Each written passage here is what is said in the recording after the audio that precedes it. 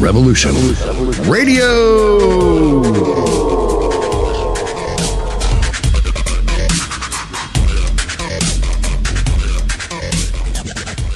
The opinions expressed on this radio station, its programs, and its website by the hosts, guests, and call-in listeners or chatters are solely the opinions of the original source who expressed them. They do not necessarily represent the opinions of Revolution Radio and FreedomSlips.com, its staff, or affiliates. You're listening to Revolution Radio, FreedomSlips.com, 100% listener-supported radio, and now we return you to your host.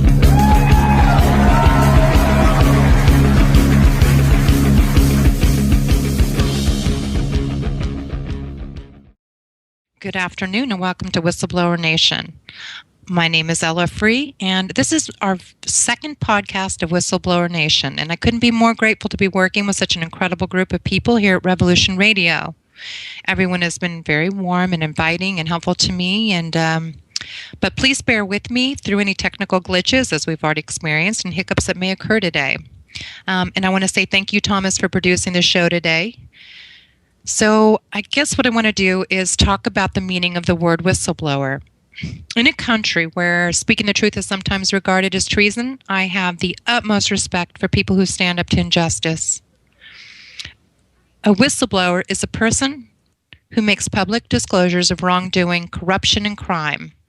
The courageous people who do so often suffer retaliatory action because of their disclosures. Well, this show is dedicated to all you courageous whistleblowers out there who step up to expose injustices when and where other relevant government agencies and social institutions fail to do so. My main goal is to provide a platform for whistleblowers to share their disclosures and tell their stories. I also want to celebrate the heroism of unsung whistleblowers to kind of help you encourage more and more people to come engage in this important civic duty, because shining light on wrongdoing wherever it occurs plays an important role in keeping society peaceful, free, and just. So that right there is the purpose of the show.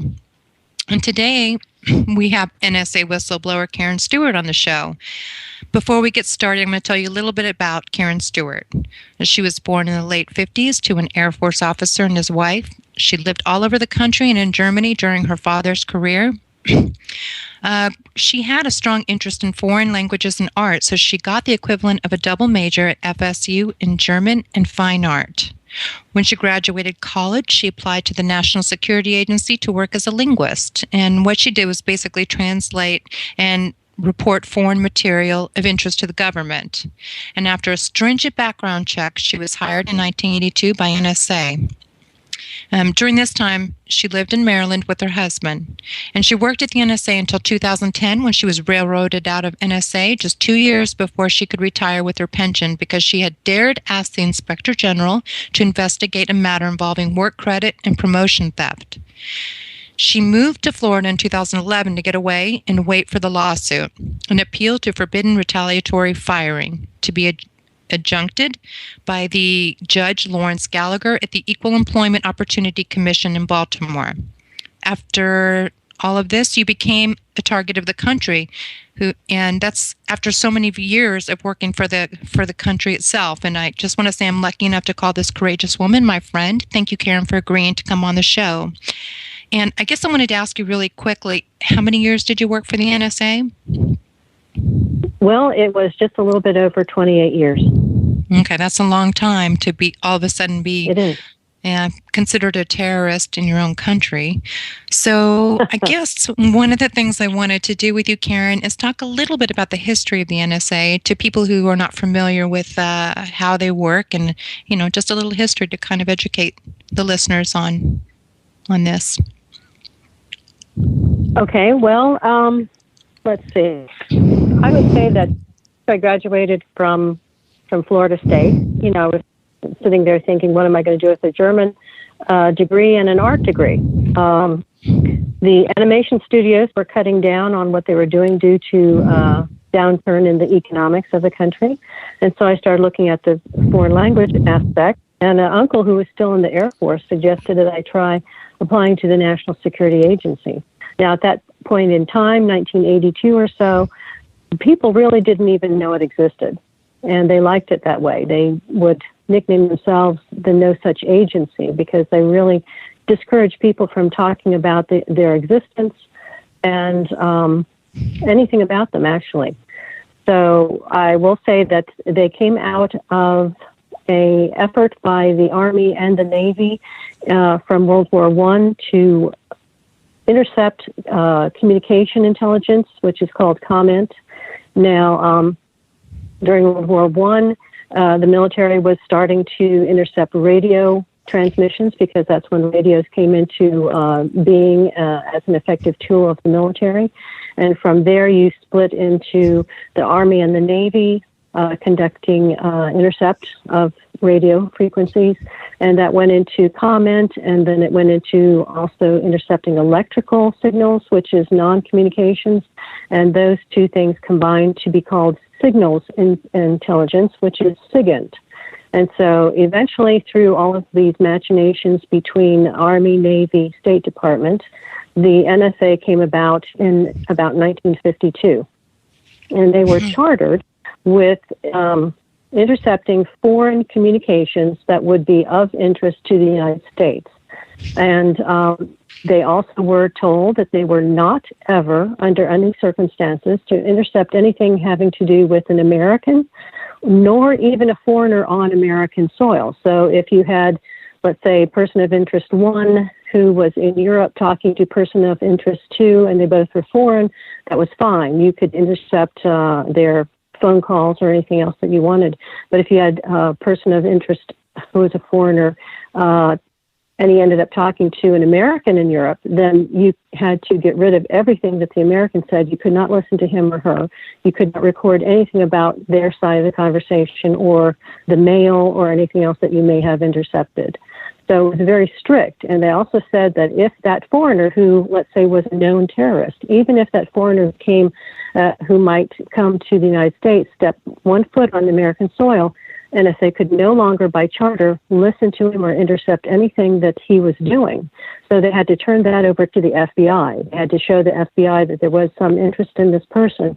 But since he or she was on American soil, NSA did not have the charter, they did not have the ability or the legal right to listen or intercept anything having to do with those people on American soil. Right. So you can see, unfortunately, that seems to have changed. Yeah, and as we all know, Edward Snowden kind of brought these matters to light, and prior to that was Bill Binney. So do you want to give your opinions on any of that, on these whistleblowers that, were courageous enough to come forward and share this information of these legal activities and these crimes against the Constitution, basically? Well, it looks like to me that the upper echelon of NSA was doing things that it shouldn't do merely because it thought of itself as the elite and above the law. Now, if a middle employee or lower employee did the same thing, they could go to prison. And one gentleman, I believe he was military, got into NSA and had a very immature attitude, and he, out of curiosity, tried to intercept some of his own emails and things like that to see if he could do it. Well, he ended up getting fired. And he got fired for intercepting communications of an American. And he said, well, but I'm the American, it's okay with me. And they said, no, it's the law, you're fired. So they were supposed to be very strict like that, but the upper echelons apparently were doing things that they knew they could get away with. And as far as Edward Snowden goes, or Bill Binney, I would let people know that federal law says that you cannot merely classify some type of activity in order to cover criminal activity. So both of these people basically were exposing criminal and unconstitutional and illegal activity. So I personally don't have a problem with either of them. Right. Okay, I agree. When you went on to, in the beginning of this, when you first started working for the NSA, what was your overall impression of them, of this agency? Well, at first, I actually was rather relieved to work there because everybody around me supposedly had gone through a very stringent background check, so I knew I wasn't working next to robbers, murderers, rapists, things like that. And you actually were, for the most part, able to leave your purse on your desk and not worry somebody was going to rifle through it when you were gone. So right. I actually was very happy to be working with people of supposed high caliber integrity. And everything at the beginning seemed to reflect that indeed was the case. Now, the longer that I stayed there, the more problematic upper management started to seem.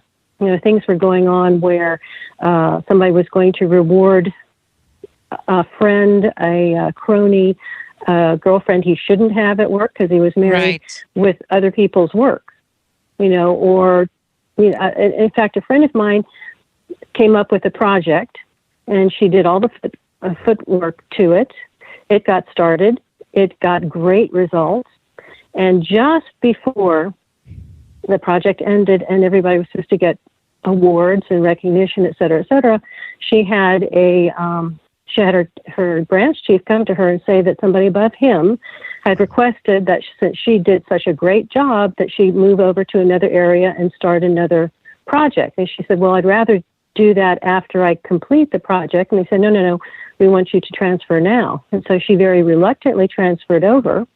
And then when her project did end, a friend of the person who had her transferred had been put into her position, and she got all the credit. And she got a promotion for it. So we knew things were not looking good for some of the management there. We were rather disappointed with the quality of person being pushed up into higher management. Yeah, I can see your concern. So maybe we'll fast forward a little bit. What else was the NSA revealing that maybe became bothersome and kind of made you question the integrity of this agency? Well, I kind of tripped into the really evil side of it by asking about the theft of my work credit and my promotion, which actually was apparently considered good enough to give the person they thought responsible for my work a double promotion. So it was at that point when I tried to ask the Inspector General to investigate the report of a promotion board member to me that my name had been removed and somebody else's name had been put, having done my work, and that person promoted. I asked the Inspector General to investigate whether that person was telling me the truth, had that really happened. Right. And that was when the beginning of the end of my career started.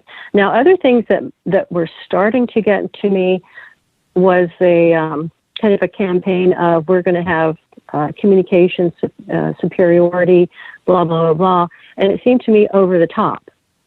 It seemed almost exclusive, like they wanted to pound other people into the ground. And now, France, Germany, Russia, everybody listens to everybody. Unless you're an island somewhere where you only have Dixie cups, everybody listens to everybody to gain advantage. Not only gain military advantage, but they gain advantage for their governments to know that, hey, this country is going to be having closer ties to that country, so anything you do to this country is going to affect the other one. And so it'll give you an advantage to know how to deal with people diplomatically. And some of what was a little uncomfortable was getting advantage for our corporations and companies over others with this type of intercept. I didn't feel like that was necessarily national security. I felt a little bit more like that was just plain cheating. So that was a little uncomfortable, and I preferred staying in the military arena than that. Yeah, I can see that. That would seem a little bothersome. So, I guess now we'll fast forward a little bit to the point in when you decided to make these disclosures and try to report what was going on at the NSA. Who did you report to? Well, there's a law called the No Fair Act. And it says that anybody who has any type of concern is perfectly able to take it to either the Equal Employment Opportunity office in that federal agency or to the Inspector General, and that it is perfectly legit, that you go through channels, that you have every right to do so as a federal employee. And in fact, at times you have a duty to do so, depending on what it is that you're reporting. So the first thing that I did was actually gather up the evidence and try to ask the Inspector General, who at the time in 2006 or so was George Ellard. I approached his office and told them what had happened, asked them to please investigate and see if my impressions were correct. Was I being told correctly that my work was stolen and used to promote somebody else entirely? And at that point in time, the person who was a liaison to a new office that I had transferred to get away from the old told me that that indeed was what they were there to do, and so he would get back to me. So I waited, and when he got back to me, he had a total change of heart, in fact, became rather threatening that nobody was going to investigate the theft of my work and possible promotions, and that I needed to be quiet about it. And he even came to my management and apparently strong-armed them into trying to influence me into dropping it. And right after that, I was called down to NSA Security Psychological Services. And I tell people, I remember walking in, and I hadn't even quite sat down in the chair yet before Dr. Dina Wyszynski, and I say her name because she's been outed already in the press. She apparently threatened me and said that if I did not drop the Inspector General request for an investigation into the possible theft of my work and promotions, that she would go back over all of the psychological evaluations I had taken routinely for over 20 years.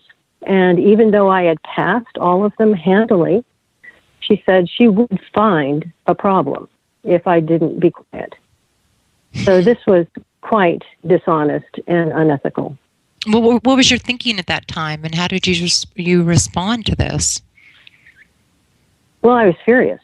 I imagine so. Furious. I knew very well, because of the No Fear Act, that I had every right to ask for this.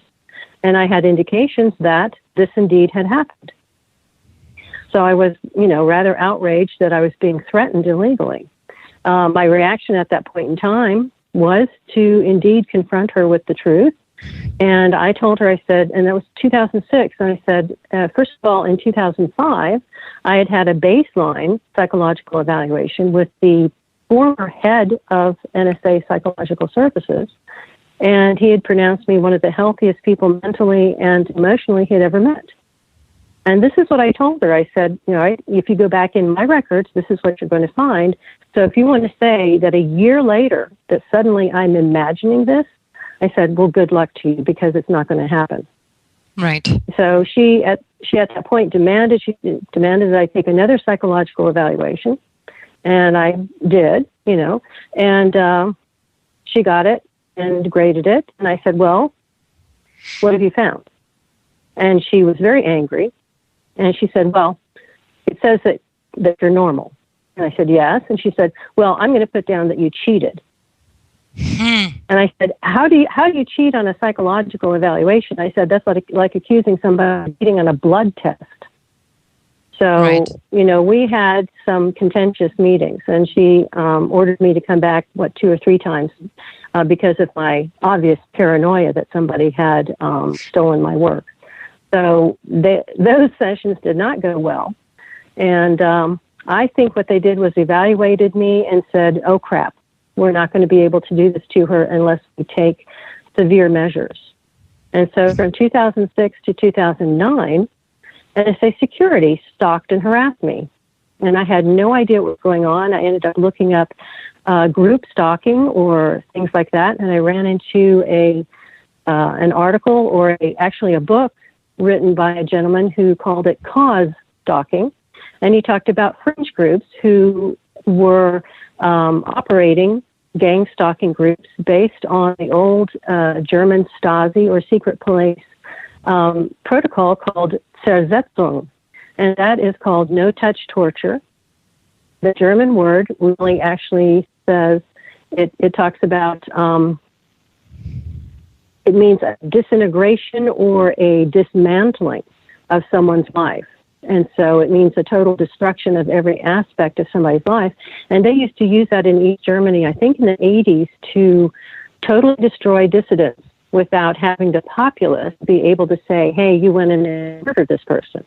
So they pay people of unethical nature to stalk and harass dissidents and drive them to suicide.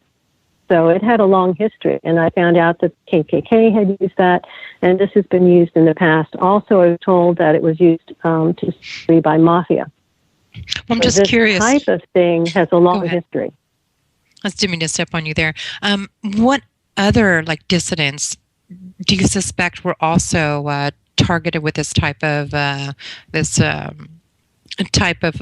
what they do to you, what you're talking about right now? Are there other famous people that you might suspect? Because from what I understand, Martin Luther King was also kind of a target of this. Well, if you call it by another name, which is COINTELPRO, then you know that the FBI conducted this as well in the 50s and 60s against anyone who was a civil rights activist and anyone who was a women's rights activist. Now, I think there is a famous American actress named, is it Jean Simmons? And she was a target of this.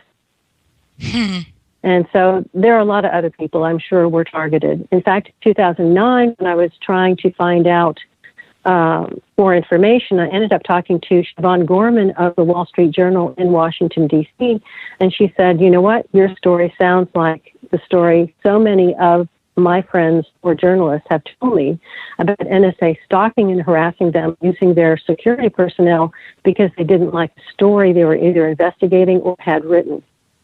So that was the kind of an OMG moment where I said, oh my gosh, I'm not the only one.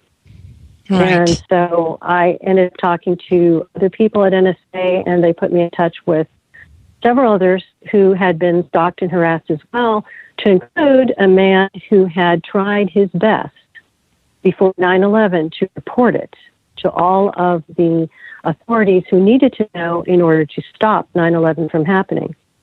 He had told me, I think it was around, 2009, that he had tried for months to report 9/11, and that they had had all of the information they needed to stop it dead in its tracks, and not one of those people had to die. But he had been threatened, and then he had been fired, railroaded out of NSA, told that he had a mental deficiency, that he was obsessed with World War II and kamikaze pilots, and that he wouldn't drop it, and so they needed to fire him for the good of the service because he was mentally ill.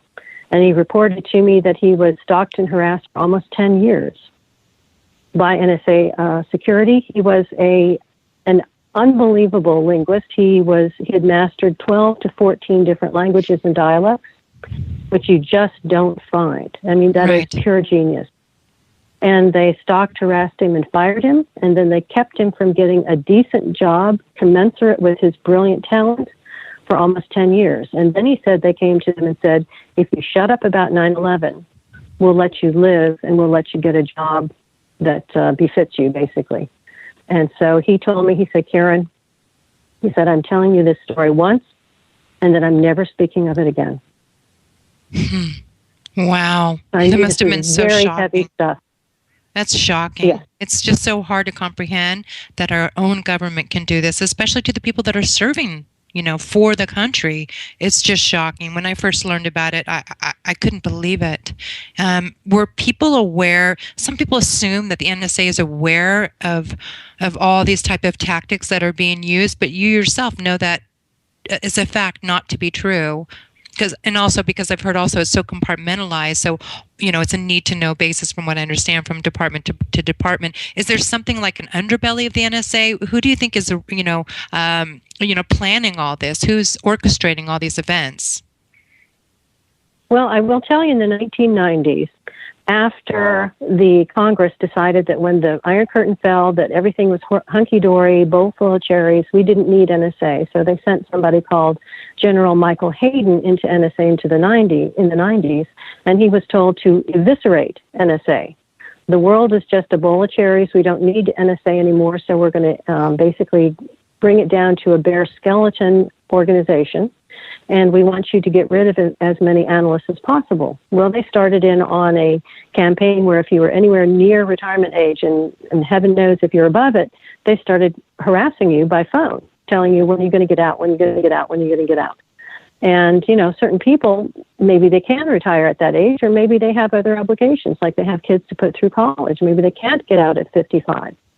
But the NSA Security started getting nasty. Well, what I found out from Russell Tice, actually, was that General Hayden had promoted somebody in security who was rather a dubious character. Well, he promoted him to a middle manager, and then he became the head of NSA operations, which is not to say he was the head of NSA Security, but he was the head of NSA Security operations. And he was something of a psychopath. In fact, it was very odd that he actually even got employment hired there. In the first place, right. Right, because they were supposed to get rid of somebody like that who applies and just throw away, their application. Well, a friend of mine named Vicky, who had been working at HR, Human Resources, said that after Michael Hayden came in and promoted this guy, that he, the head of NSA Security Operations, came to HR and said, all of the applications that you're getting for security that you're throwing away because they have criminal activity or mental deficiencies or aberrant behavior of any type, don't throw them away anymore. I want them. And I would say that after that, NSA Security basically started to become an organization that terrorized people. And they would do things that were absolutely insane, that had no cause. And one lady I worked with ended up dating a man who was at NSA, who was the Canadian equivalent of NSA. He had top secret clearance in Canada. He came here to work and on similar projects, so there was no problem with his background. He was not a dubious character. Well, the two of them worked together, and they ended up dating and potentially considering marriage. Well, she got called into NSA Security and said that she was cavorting with a foreigner and was going to lose her job, which was insane. Absolutely insane. Never before had anybody, the services work together. People from the U.S. go to GCHQ in Britain, or they go to Australia, or they go to New Zealand, and vice versa. They exchange people all the time on similar projects. But this was just absolutely insane. And we started hearing about other cases of NSA Security bullying people just to bully them. And so nobody actually wanted to have anything to do with security, and some of the routine 5-year reinvestigations became events that people worried about. Even though they had done nothing wrong, they weren't sure of what to expect from NSA Security. So at that point in time, and like I said, that's in the 2000s or so, NSA Security became a terrorist group within NSA. People just had no idea what to expect from them. Right. So instead of spying on potential terrorists, they became terrorists themselves. Well, NSA Security was not supposed to be spying on anybody. What their job was, one, was to vet people who were going to work there, and then to conduct psychological and background checks on a routine basis to make sure that somebody hadn't been targeted by a foreign entity and had been blackmailed, compromised, or was in danger. So they were there to protect the NSA property. They were there to protect NSA personnel. They were there to protect the personnel so that the personnel could protect the secrets, but they were not privy to secrets that any of us were working on because they did not have a need to know. In order to protect us, they didn't need to know what it was we were working on, whether we were working on the new Chinese tank or working on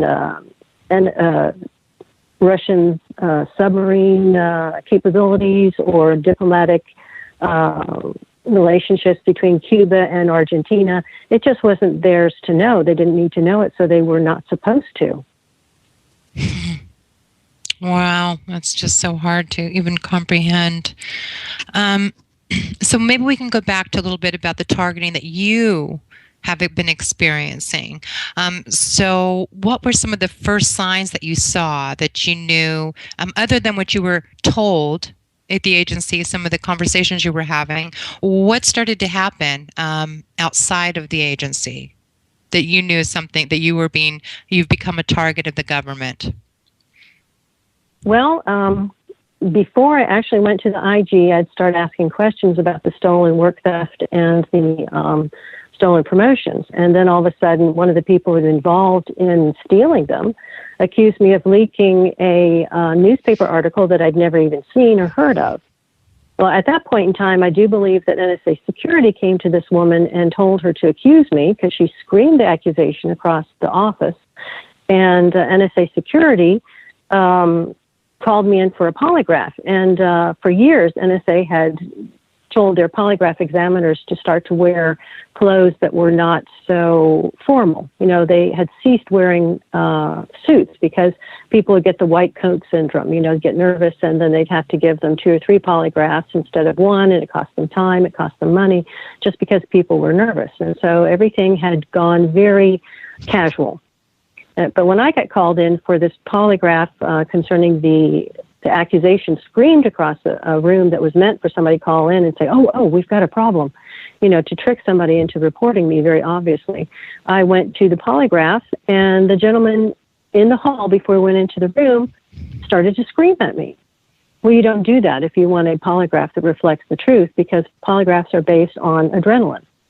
And if you get your adrenaline loosed into your bloodstream, you can't pass a polygraph even if the only thing you're asked is your name. So at that point, they were trying to sabotage my polygraph, and that time they actually succeeded because I didn't pass much of any of it, because I just was so upset. And I had requested that I take the polygraph another day and from another person because he had ambushed me verbally as an obvious means to sabotage me. And at that point, I was threatened with being arrested and taken to the FBI headquarters in Washington if I didn't take the polygraph. And I thought, geez, I can't pass it because I can feel myself shaking because I'm so upset. But I didn't want to get lost in the bowels of the FBI in Washington either, so I went ahead and took it. And I was contacted about a week later and told, well, you flunked it. And I told them why. I said, yes, I expected so. And so they scheduled another polygraph. And I took that one and was told later, we're going to basically ask for a third. And I came back and took the third. And the woman said, she was very nice, thank God. She was not in on this. And she said, well, I've looked over your records and there's no problem with you. She said, what in the world is going on? And so she said, let's talk before I administer this last polygraph, because you flunked this one, you're out. So we sat and talked for 2 hours about what had been transpiring. Right. So we finally got to the point of where I took the polygraph, and I passed it. And she said, before I left the room, she said, I'm not supposed to tell you this, but you passed it. In fact, you passed the second one as well. So the first one is an anomaly, and we'll take into consideration that you say that the person misbehaved, and it looks like, from what our results are, that you're right. So I thought the whole nightmare was over, but it was not. They decided that if they couldn't screw up the polygraph, that they were going to go for the psychological attack. And then when they found out that I had such a great rating, then they had to go into overtime to figure out how do we get rid of her. And so apparently, Real quickly, I wanted to interject. I've known you about a year and a half, and you honestly are the most solid and psychologically sound person I've ever known in my life. So it's so hard for me to comprehend that they were, that they would ever try to use that angle on a person like you. Well, I appreciate that. I really do. And I'll say the same for you too, because you've been through a lot yourself, But this is apparently their one trick pony to getting rid of anybody that they feel is going to be a problem. And from what I can tell, the people they feel are a problem are the honest people. You would think that maybe they would use this to get rid of somebody that they suspected having ties with a foreign country that was not friendly to us. But from all of my experience, everyone they've used it on has been a truth teller or somebody absolutely totally innocent. I don't know of anybody who was actually a problem that they've used this on. I mean, they used it on Russell Tice.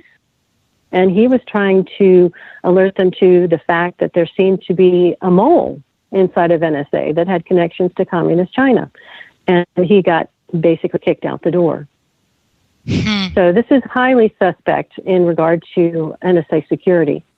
In fact, after I was booted out, I ended up in 2015 writing to the House Oversight Committee twice and telling them about my experience with NSA security and telling them I do believe it's riddled with moles, because one of the reasons my work and my promotions were stolen was to promote a woman that NSA Security was running as a honeypot against upper management at NSA in the Weapons and Space Directorate. And maybe you can, I'm sorry to interrupt. Directorate.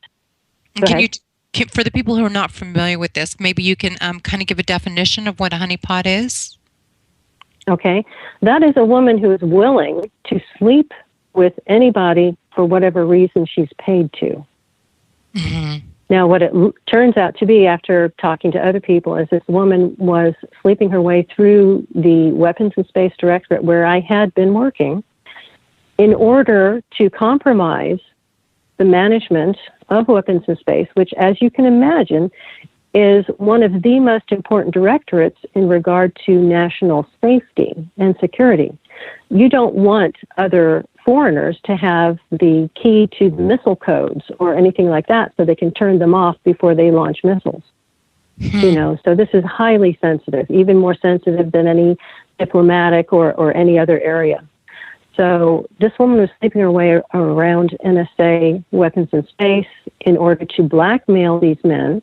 And I will tell you that the protocol at NSA is if you are found to have had a girlfriend or boyfriend, shall we say, as a euphemism, that was married to someone else, then you were giving two choices. You were told, look, Mr. Smith, you've been sleeping with Susie here. Susie's not your wife. So you can either resign quietly, and Susie too, or we will call your wife in and you can sit here and tell her that you've been sleeping with Susie. Therefore, you will not be subject to blackmail. Now, if your marriage breaks up, too bad, but that's your choice. Yet this woman had slept with multiple managers in Weapons and Space, and nothing had happened to any of them. And it was very clear that security knew. So it became very obvious that security was behind it, and the only reason to do that is to elicit information from these managers that they were not privy to. And a little while later, Russell Tice actually came out with an interview where he was saying that NSA Security was going hot and heavy into blackmailing anybody and everybody that it could. And I knew for a fact from conversations with people that they had put moles into the offices of congressmen and senators, which was highly illegal, highly treasonous, in order to make sure that this or that congressman or senator did not vote against something that they wanted or voted for something they did not want. So they had already started to compromise American government. Let's see. That's just so hard to comprehend. And, I guess at this day and age, I am not too surprised by anything. But, in some of these intelligence agencies that are supposed to have integrity, and it sounds like, there's an attempt to have some integrity. Just to hear about the underbelly is quite shocking. And, I think Edward Snowden kind of opened that door, and Americans kind of realized, although there was quite a backlash against him, initially the American people were not on his side, but it seems like there's been a change in the opinion of him coming forward to disclose this information. So that seems a little promising to me, that that the public's open to to being receptive to this type of information. Well, I'm glad, because I actually had a lunch with a friend of mine who was still working at NSA, and we discussed Snowden. And she said that after that came out, the NSA management said, oh, this is a terrible person. He's damaged, our ability to collect information, blah, blah, blah, blah. He's a traitor, blah, blah, blah.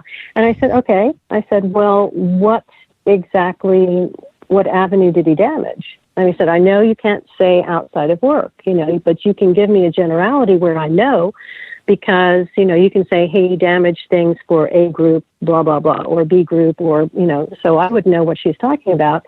And I said, specifically what? Whatever you can say in a non-secure environment.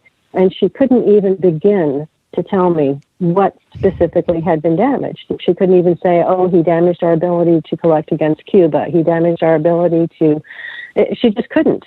And I said, doesn't that tell you something where you have been there for these number of years? And during the Snowden, time period when he was there, and NSA couldn't even tell you all what had he damaged other than revealing that NSA was being unconstitutional. They were breaking the law. They were going against the Constitution to commit treason. So she couldn't answer. So I know of nothing that he revealed that closed any of our sources off or got anybody harmed or killed. I know of nothing. All he did that I know of is to reveal illegal and unconstitutional behavior. And until somebody can show me something that has harmed the United States, I have to take that stance because I don't have information that tells me otherwise. Yeah, I see. Well, this is kind of going off topic a little bit, but returning to something we were talking about earlier, I'd like to hear about the no-touch torture. I happen to know a little bit about this myself, so if you could share that with the audience, and that these are some of the most heinous tactics I'm aware of to use as retaliation against its own citizens. They are. It is so evil. I mean, I can see that NSA agents over in whatever country probably wanted to take the legs out from under maybe a very bad guy. Let's say terrorist boo-boo is operating in France or in Morocco or somewhere like that. So they want to take away his power and his ability to function in that area. And so they send their own agents or maybe pay proxies, who are actually citizens of that country, to go and spread rumors about him. Well, maybe he's a pedophile. Maybe he's a wife beater. Maybe he's this. Maybe he's that. And so they get the entire neighborhood enraged against this guy. Well, obviously he can't operate with people who hate him, and they're actually being paid and encouraged to sabotage anything and everything that he does, as well as watch anything and everything that he does and report back to the Americans. Well, it looks like that is exactly what has been taken and put against targeted people in the United States for various reasons, and none of them good reasons. So it is a psychological ploy where they apparently take whoever it is that they want to target, and they will report them as, let's say, terrorists. And I'm trying to figure out, is it bloating the real terrorist watch list, or is there a fake second watch list that they're using to dupe people into this? So that has not been satisfied in my mind, but we'll say the watch list, no matter whatever ilk it is, whether it's the real one or a second fraud, like a double set of books, for dishonest bookkeepers. But they take whoever it is they want to target, put them on this list, and then they give them to this list to the fusion centers. The fusion centers will inform the InfraGard, or let's say Citizens on Patrol, or any other citizen group that has been created after 9/11, or I should say created after the 9/11 hysteria, in order to tell people, oh, you must, and essentially they're saying you must turn America into a fascist state to protect your own. I mean, they're not going to tell them they're being fascist, but they are being fascist. So they are creating these vigilante groups, secret vigilante groups, who feel so very special that they're super patriots. And then they give them a name and say, John Smith has been reported to us as a terrorist sympathizer, or he is a pedophile or something of that nature. And we're not sure quite what they're telling them. I'm actually writing something now called What's the Lie? Because I'd love to know what it is. It may be that they're telling all different groups all different stories, because they could tell like the synagogue down the street that Joe Smith is anti-Semite, and then they tell the mosque in the opposite direction that he hates Muslims, and then he tells the teacher-parent group that he's a child molester, and then just tailor the lie to whatever group you are actually utilizing for stalking at that moment. So what they do, they use relay stalking of proxies that they are paying with gift cards or other types of services to stalk and harass. They do the same activity to the person, but they change people all the time. Well, that is to make sure that the person not only cannot report one particular person using existing stalking laws, but it's also to make the person appear crazy and to follow the narrative for maybe a paranoid, delusional person, because they think everybody's stalking them. Well, if you're switching people every 3 to 4 hours, let's say you hire a crew of 12 people to hang around that person's house, and if they walk in this direction, 2 or 3 people follow them, or they walk in that direction, the other 2 or 3, in that direction follow them, or they drive. There are relay drivers who follow targets, and they basically surround them, and if the target goes to the middle lane and keeps straight ahead, certain people continue, and then the others peel off and join later. So it's a very complicated relay type of stalking harassment that makes it extraordinarily difficult to not only detect, but to prove. And you do eventually get the hang of what's going on because you get familiar with the patterns of behavior by people around you, even though you may or may not recognize the same person twice. But it's a pattern of behavior that lets you understand that you are being stalked and harassed. Because maybe your car gets surrounded by people who actually don't let you even go the speed limit. One thing I wanted to go back to, you were curious if they're telling each group of people a different lie about the person. But Bill Binney was somebody I had interviewed in the past, and he said the lie is different at every level. So that kind of, I think that might be the case. And then also, when you're being harassed and followed, do they follow you everywhere? Give us some more examples. I understand they drive around you and there's groups of people trying to, do these, basically psyops on you and, to drive people to suicide. So, maybe give us, maybe just tell me what a day's like for you. What occurs in a day for Karen Stewart? Well, let me see. I was going to say that essentially mine has changed over the years. When NSA Security was doing it, they more followed the protocol of gang stalking. And now they're not so much doing the gang stalking as they are just making sure people follow me with directed energy weapons. But I will get back to the gang stalking in 2006 to 2009 when I noticed that NSA was doing it, because they were doing also street theater.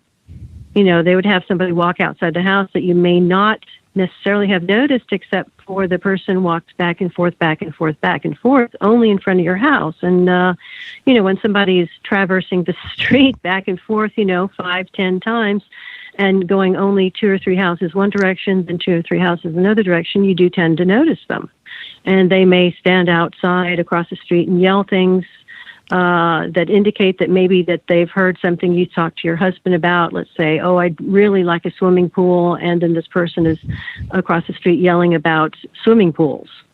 Or you go into a store that is almost empty of people, and then you find all of a sudden, where did 20 people come in? I mean, why is it now full of 20 people when it was 3 people when I came in, and I've only been here 5 minutes?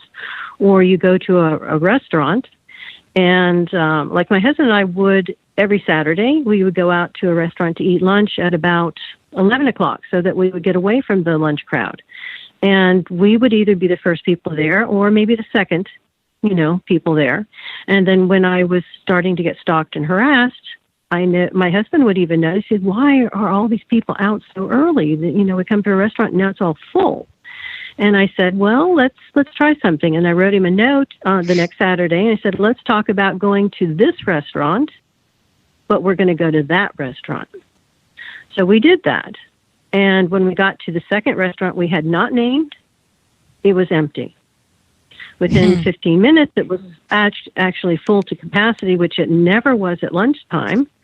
But we did that a couple times to prove to ourselves what was going on, and that's exactly what happened. So they will, and that's called swarming. That's called swarming. Wow, that must be unnerving. How do you think they're communicating with one another? And I take it that they're listening to everything you're saying, every conversation on all your computers. I understand that.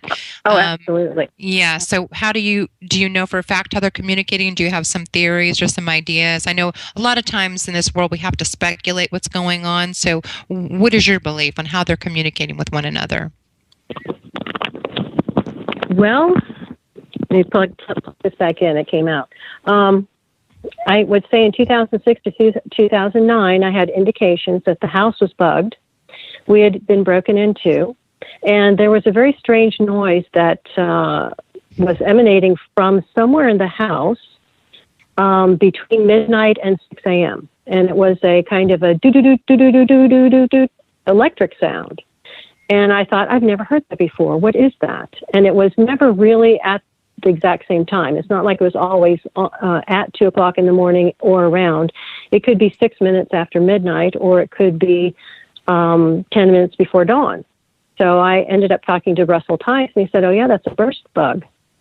And he explained, he said, if you've got bugs in the house, you can get any bug detector from any manufacturer and find an active bug, because it is actively recording. It is active in that the electricity or whatever it is being powered at the moment, so you can find it with a bug detector. He said with a burst bug, however, it is only active. It is passive throughout the day, even though it's recording everything you say on either in the house or by phone or on the computer. It's recording it passively. So you cannot detect it with a bug detector. But what happens is that somebody comes to the side of your house, because you have to be within a yard or two of the actual bug itself, and they download it. And it could be 5 minutes, it could be 20 minutes of condensed information. And then they take it back and then review what it is that you've done or said in the day. And so that's one way of them spying on you. And like I said, that basically happened between 2006 and 2009. Now, the second wave of stalking harassment came when I had moved to Florida, because it stopped in 2009. I basically had been put on administrative leave for daring to report their stalking harassment, which had branched out into poisoning a dog, and they were endangering me on the road. So I finally ended up reporting it. So they had been trying to provoke me for 3 years and didn't manage to do it until they actually killed one of our dogs. But at that point, I do think that they were listening through bugs and things like that and just communicating with each other normally, because it was NSA. And I do believe that with the proxy civilian stalkers that they fooled in my neighborhood the last 3 months of the stalking in 2009, I think it was regular communication. Now, if you jump ahead to 2015, when they had stopped stalking me in 2009 because they were firing me, in 2015, I had my lawyer subpoena information that made NSA absolutely go crazy. So even though I'd moved down to Florida, NSA apparently came down to Florida, and this is from information from a sheriff's deputy who didn't realize what he was telling me. He said that NSA had come to Tallahassee, Florida, and that they were in a secret exercise with the Fusion Center, the FBI, and DHS that had started precisely when my second round of stalking had started. And what I discerned from the civilians they were using, and they were using InfraGard to start. So apparently they have a social network site that they're using to alert all of these little proxy stalkers as to where you are. And this is one of the sites, at least, if not the site, is GitHub. Now, GitHub advertises that, let's say you're looking for someone to date. And so you join their dating group. And if you walk into a building or a room, let's say you go into a restaurant, then the GitHub site will say, oh, look, John is in McDonald's, and Susie, who wants to date people, is also in McDonald's. Let's alert each other to their presence. And so both their phones will go off, and then they'll see a picture of John or Susie, and they'll look around the room and find that they're there. Well, that was happening when I would walk into a doctor's office or to a store. You know, people would be alerted on their phones, and they'd look all around, And then they go back and start scrolling to see maybe pictures. And then I noticed that all of these people would eventually look at me and have a look on their face like, aha, there's that person. And so they would look at their watches, and then they would start typing in information into the site. And I did actually position myself around behind a few of these people, and I did see it was a GitHub site. And one of the people I even asked, I said, so I see you must be getting paid for reporting someone. And the guy looked at me, his eyes popped open, and he smiled, thinking, okay, well, she's on to me, but so what? And I said, so how much do you get paid to do this, per phone call or per text? And he smiled, and he said, $100. That's amazing. So you had some validation from one of the quote-unquote contracted stalkers, gang stalkers himself. Yes. And we talked a little bit, and at a certain point in time, he said, well, I think I've told you all I need to tell you. He said, I don't want to talk to you anymore. And I said, okay, thank you for talking to me at all. Right. Are people around you other than your husband when you experience some of this? And if they are, what is, and I'm sure you've been honest with them and direct, and what are their responses to this? It must be frightening to people who care about you. Well, it's interesting because it depends. I mean, what we're talking about are patterns of behavior that are 24/7. And so if you're not that person being stalked, it's hard to pick up on patterns. Oh, Karen, hold on just when a second. You only see them. So, 1 sec, we have going to break. Be right back with Karen Stewart. Just hold on.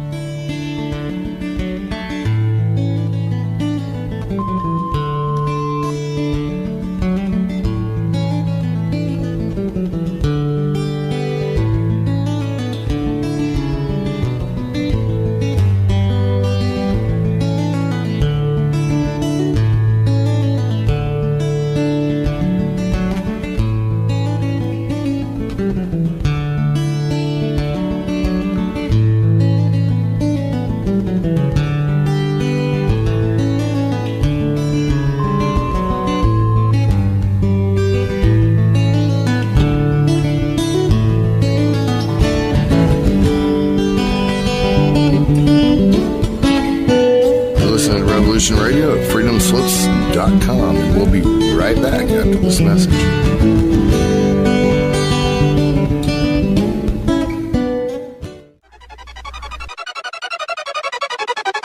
The opinions expressed on this radio station, its programs, and its website by the hosts, guests, and call-in listeners or chatters are solely the opinions of the original source who expressed them. They do not necessarily represent the opinions of Revolution Radio and freedomslips.com, its staff, or affiliates. You're listening to Revolution Radio, freedomslips.com, 100% listener-supported radio, and now we return you to your host.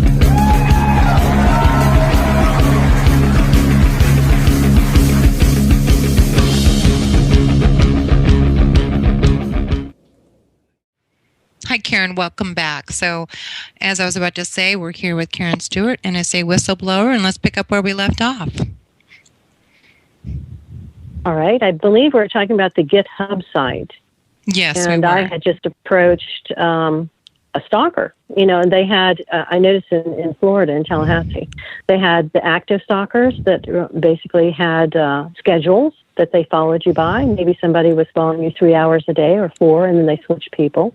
But then they had the passive stalkers, which they had told, and you have to imagine that they have to have been telling people in the hundreds or even a couple thousand to watch out for this person.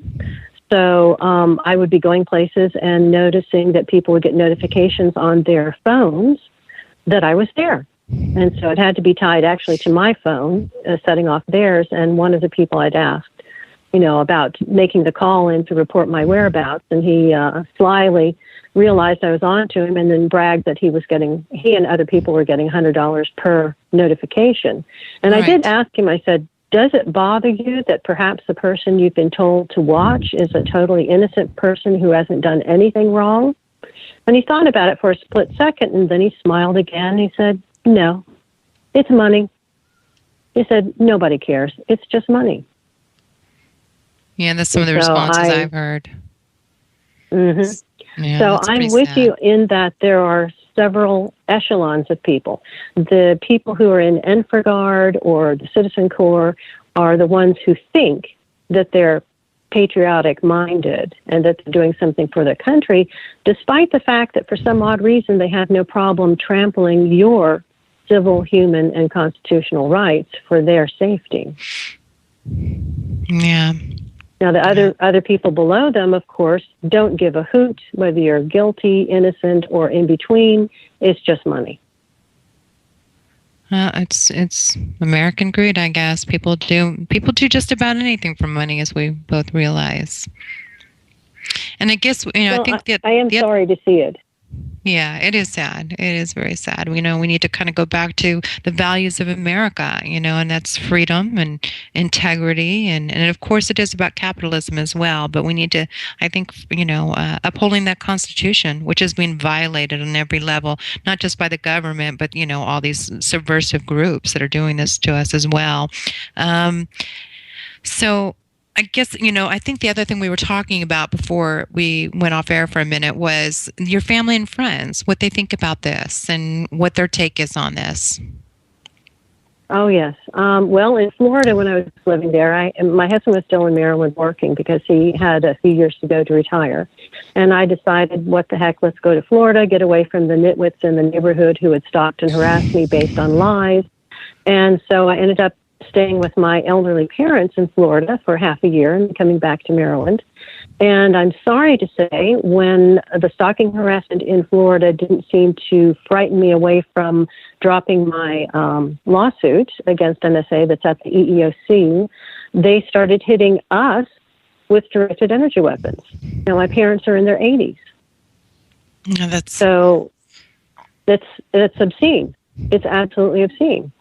And what do they feel like exactly? I guess I'll let you finish up your thought, and then maybe you can answer to me like what your experience of what it feels like and how it affects you. Well, I was going to say my parents felt it differently, but I saw that they were being affected by it. At the end of November 2015, I had essentially had kind of a Twitter fight on, with Bill Black Jr., who had been the deputy director of NSA. I had said that the 2 days after 9/11, I went back to work, and there was a man crying in the hall just outside the office, and he was saying that he was an analyst who had intercepted information that would have stopped 9/11. Now, he was a totally different man than the one I talked to in 2009. So this was 2 days after 9/11. And he was crying like a baby. And I stood there and listened to him because he had kept saying none of those people had to die. So, that stopped me in my tracks. And I thought, what is this man talking about? He had 2 or 3 women around him trying to comfort him, but he pretty much blurted out that he and others in his office had discovered the 9/11 plot and had tried to report it. And they were threatened and abused and told to be quiet about it. So on Twitter, I related that story. And then I got attacked by a man who claimed to be Bill Black Jr., who was the deputy director of NSA. And he tried to call me a liar, tried to call me a troll. And I said, no, I worked there, and here's my badge. And so he said he issued another couple threats and then blocked me and deleted our conversation. And then at the end of November, after midnight, the house was hit with, I don't even know how to explain it, but was electrical burning that went through the house. In fact, it put the refrigerator, the dishwasher on the fritz, and then it destroyed the microwave clock, so that it looks like Martian. You can't read it. It never has returned. And none of us knew what the heck had happened because it had happened in our sleep. It woke us up, but we didn't know what to think of it. Got the electrician out there, and he checked everything in the house, no problem. And then we had other people come and check outside the house, no problem. And then it happened again and again and again. So they were hitting us real hard with something that drove your heart rate up from, let's say 140 to 180 or 200 within 10 minutes. And you could feel the electricity in the air, and your skin was burning, and you had high pressure in your ears. And again, it felt like your heart was having either going to beat out of its chest, or depending on the different types of waves, there was one that made it feel like my heart was beating at one rate a minute and having a hard time doing so. So they were hitting us with stuff that was real strong at first. I think maybe trying to kill me, because I had said that about 9/11. So I ended up taking refuge. I went to the opposite end of the house and started sleeping in between a full washer, because the water I felt would mitigate this, and sleeping behind a dryer, which are large metal objects. So, like I said, I went to the opposite end of the house to try to take whatever away from my parents, because we were all waking up with red, burned faces. Yeah, that seems to be like an indication of it.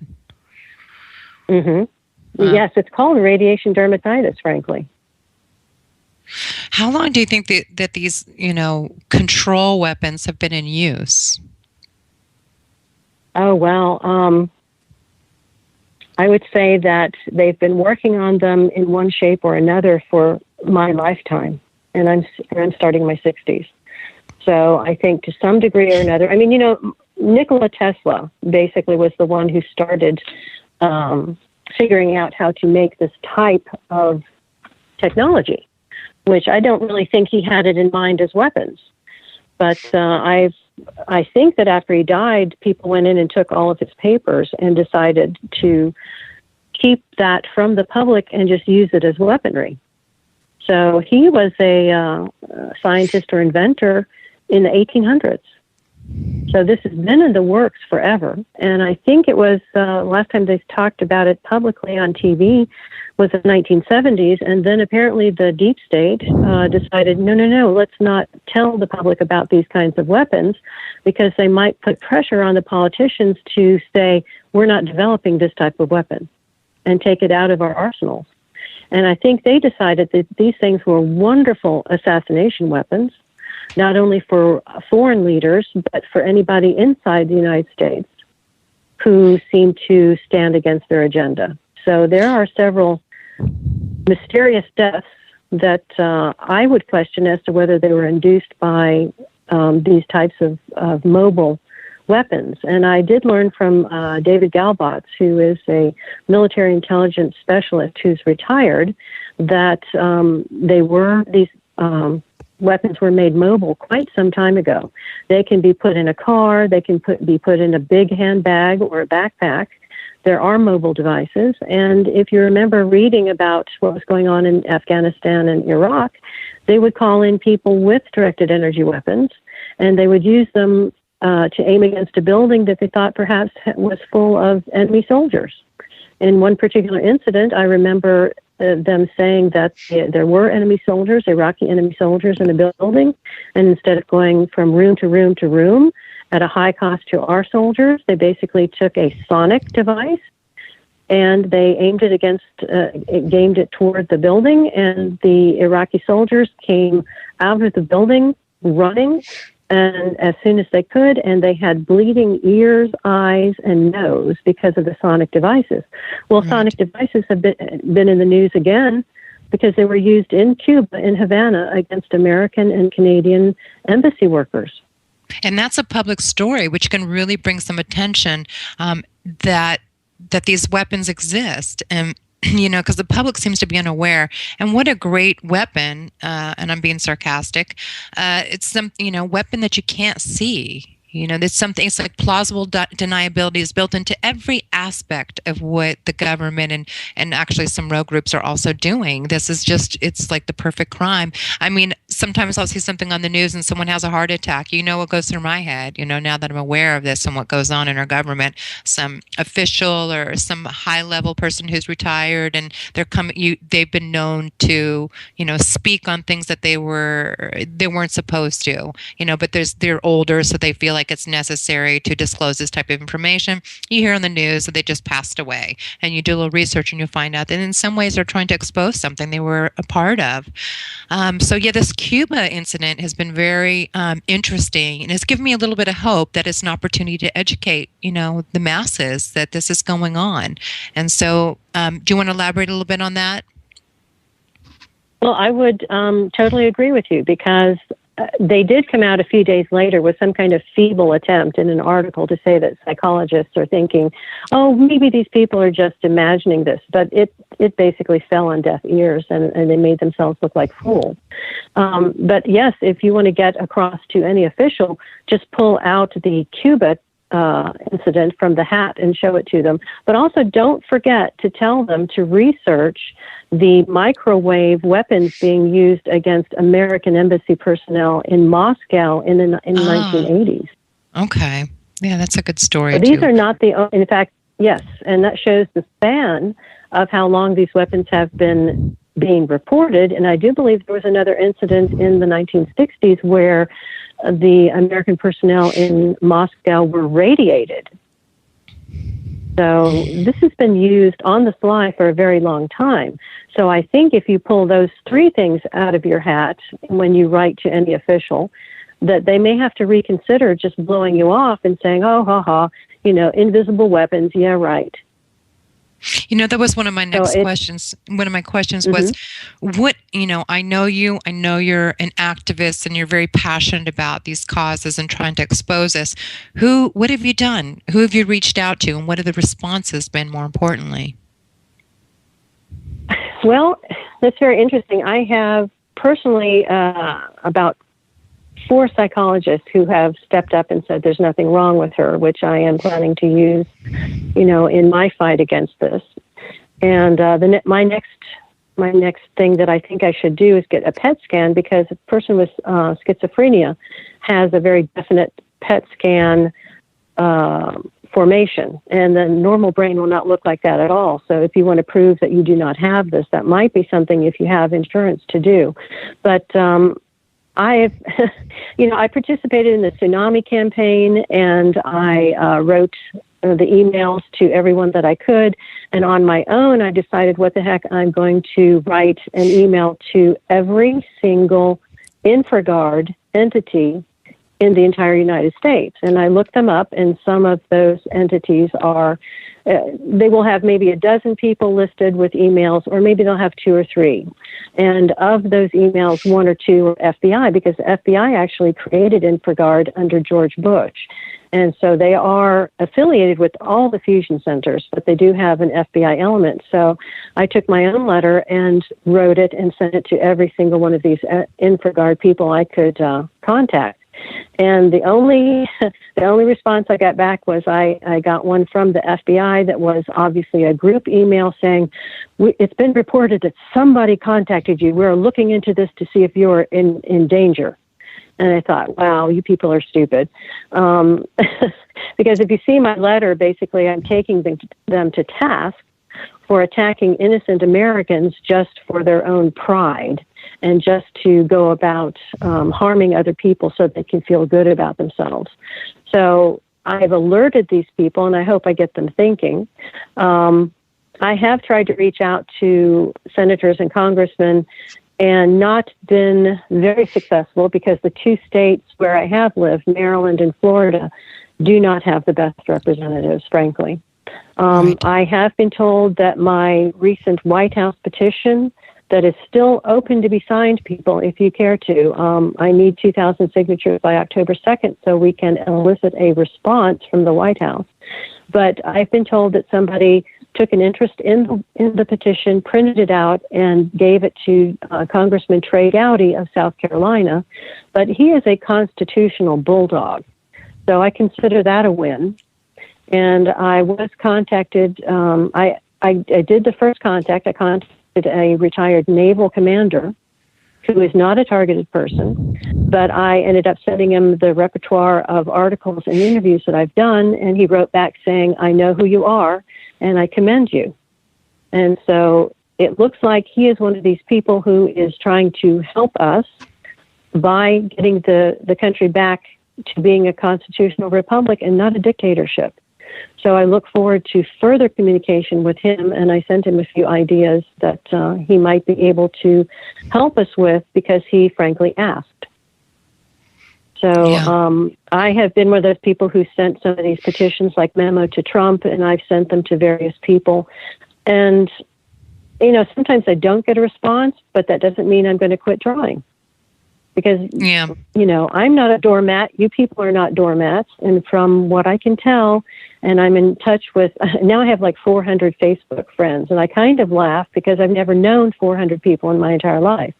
But when I get to know each person one by one, they're outstanding people, with very, very few exceptions. And some of the exceptions, I think, are people who just have not held up under years or decades duress, yes, of this type of vicious harassment. So I don't blame them for it, but the vast majority of people, I would say, are some of the best people you could ever hope to meet and would be honored to be friends with in any capacity. And very honest people, which oftentimes gets us into trouble. I think most of the people that I have spoken with that are whistleblowers or have been trying to expose some kind of injustice going on, no matter what it may be, whatever the case may be, they're just open and they're honest, and they react to and they respond to these injustices going on. And this is sometimes what we have to experience. This is, retaliation for speaking the truth. We're definitely not a bunch of sheeple, that's for sure. And so many of us walk a different, we go down a different path, integrity and being honest and trying to enlighten people as to what's going on. That's just kind of in our nature, I've noticed. So, but, it sounds like, we just have to continue on and be persistent and, try to educate the public. I think my big goal, my personal goal, is to educate the public of all matters, including anything that needs to be brought to light. We have controlled media, and that's papers and everything else as well. And, not too long ago, I'm aware that they were in bed with some of the intelligence agencies to kind of sway America into certain opinions. So, and people are naive. I was naive too. You just kind of believe what you see on TV. And, but luckily people are waking up. Little by little, people are waking up and they don't trust their government quite as much. But at the same time, when we reach out to other political officials, it seems like they have their hand tied. They may support us. So I just think it's going to take a large number of people who want to stop this. And it's going to take the people having a voice in order for Congress or anyone else to take a stand against, Anyway, so that's my opinion. Oh, I think so too. I mean, look at the American Revolutionary War. That was 3% of the people who said, no, we're not going to be subject to the whims of King George. Yeah. That was 3%. Mm-hmm. What about, we're talking about whistleblowers, and this whole show is based on whistleblowers. So what protection, are there any whistleblower protections other than some of the, I know there's a couple of them established, but I wanted to get your opinion. Are there any effective whistleblower protections in place? And what are your thoughts on that? What can we do to protect people who are just trying to share the truth? That's a very good question. I had mentioned the No Fear Act. That was passed several years ago to protect whistleblowers, and it was specifically passed because even though there are laws on the books to protect whistleblowers, they're being ignored. So Congress basically said, all right, these are ineffectual, so we are going to pass this one anvil of a law that gets people's attention and says, no, stop marking people's work as unacceptable the year that they report something wrong. Stop it. Stop saying that people are crazy and throwing them out because they report something wrong. So the No Fear Act was mandated to be taught to every single federal worker in the workplace yearly.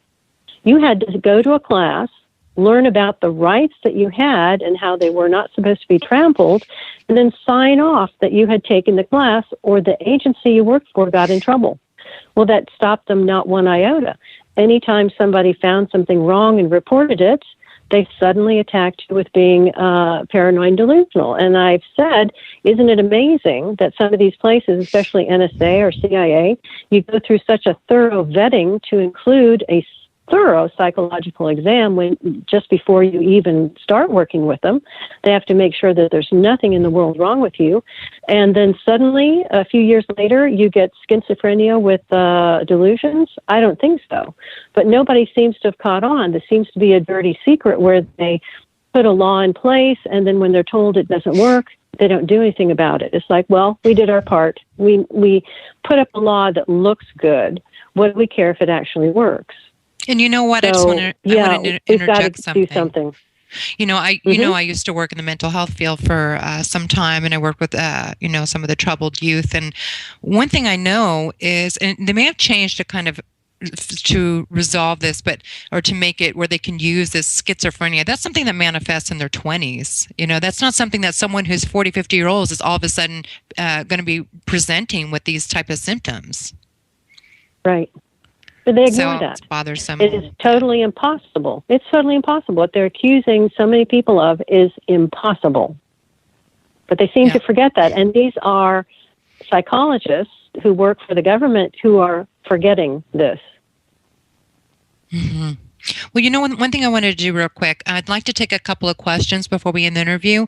So if you have a question, you can call this number, 229-299-5360. Let me give you that number again. And that's just for this week, but it's 229-299-5360. So I'd like to take a couple of questions. And in the meantime, maybe, I don't know if this is too soon to ask you this question, but has there been a silver lining to all of this for you, in your opinion? Oh, the people that I've met. Of course. Absolutely, the people that I've met. And, they've been so kind to me, and they've said, thank you for doing this or that. And then I tell them, I say, you know what? There's so many people who are encouraging me. They're sending me information. They're contacting me. They're trusting me with their stories. They're opening up. They're telling me this, and that. This is not a one-person effort. This is not a 5-person effort. This is not a 10-person effort. This whole community is stepping up, and I am very proud of them. And they are making contributions, and they are just so loving and kind, the vast majority of time, to everyone. And like I said, there are exceptions, but I would say this is, I've met some of the best people I would ever have hoped to meet. And I so desire to see everyone set free and set back on course. I really do, because these people, even more so than the vast majority of just anyone on the planet, these people deserve their lives back. I would take not anybody's life for any reason. In regard to like trampling somebody's right to have their life. But these people are productive and quality people. They need their lives back to forward society as well as continue their own lives that they have a right to. Yes, agreed. But I also think we need to get people, the public, it's your civic duty. We need you to get on board. And, this station is great. We have a lot of alternative news, and so we need you to support us. One voice makes a big difference. So if we can get enough people, whether you're experiencing these type of, events or occurrences, we need you on board. If you want some information, want to know how you can help, you can email me at ellafree2016@gmail.com. Again, that's ellafree2016@gmail, and we can try to get you involved, and this petition too. I think this petition is really important, Karen. So if you have an address or link, I normally have my links ready, but I don't today. So do you want to share, how to get to those links to kind of sign this petition? Oh, let me see. I'll have to look it up, because there are two. There's one petition, but it's on two sites. One is on the iPetition site, and the other one is actually on the White House site. I don't know if I can go to it while I'm talking to you without disconnecting.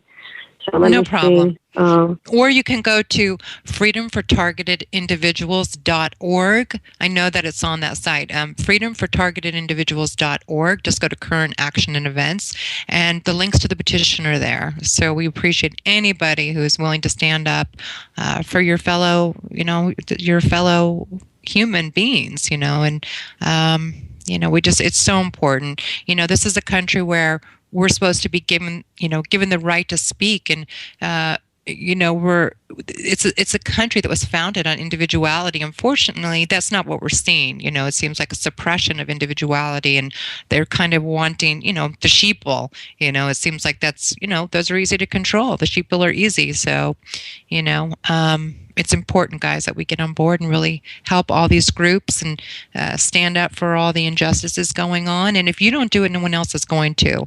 And luckily, I work with an incredible group of activists. But we need more than a core group of activists. We need the public. We do, because we're preaching to the choir when we talk to each other. Correct. And you're entirely correct that the Founding Fathers said essentially that the rights of the individual must be sacrosanct, because if you can trample somebody, if the majority can trample one person, they can trample anyone. Okay? Mm-hmm. So we're not a democracy, because in a democracy, two wolves can vote to eat the sheep that's with them. Okay? In a constitutional republic, each of them is guaranteed their individual rights. So just because the majority want to do harm to the minority, they can't do it. As where a raw democracy is kind of mob rule. Yeah. Agreed. Well, let me see. Thomas, do we have any? Okay, no questions today. Okay, not yet. Surprised, because our group, we know a lot of activists, and they like to come in and ask questions, but maybe next week, or maybe they're just listening. But okay, let's see. So we have a little bit of time. I wonder what we can talk about. There's so much to talk about. Maybe we'll just talk about the government a little bit. What are some of the flaws in our government? I just wonder how it got so out of control. I mean, it started out on such great principles, and it just seemed to have gotten out of control. Well, I've described this time as us being in a post-constitutional crisis. And I have, for quite some time, been harping on a Supreme Court decision that was made as early as 1803. In 1803, the Constitution was challenged with a lawsuit that said, can there be a law made anywhere in the United States or on U.S. territory that is valid, but it goes against the Constitution? Well, the Supreme Court took probably about 10 years to read every single thing written by every valid founding father to assess their intentions and their thoughts in that regard.